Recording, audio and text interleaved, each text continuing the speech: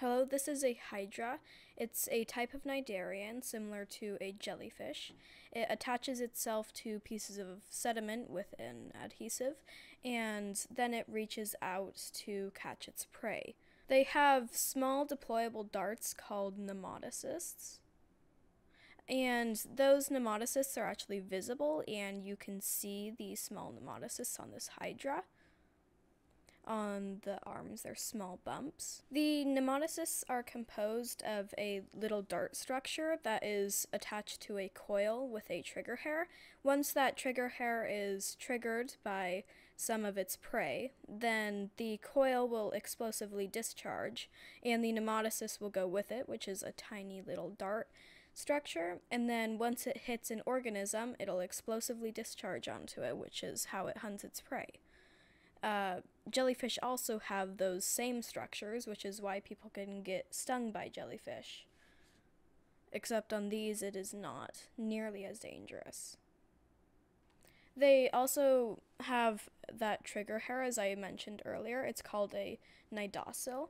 It fires at the passing organisms. This is a new one. It's a juvenile. It was recently bedded to another organism, and hydras reproduce primarily through budding, where one sits as a bud on another hydra, and then once it's grown to a certain point, that bud releases, and if you'd like, you could look those photos up. And here's another one, and you can see those nematocysts there next to those small ciliates, which I believe are cyclotrichium, but that is just a guess. But hydras also possess the ability to contract their tentacles and their entire body, as was seen earlier.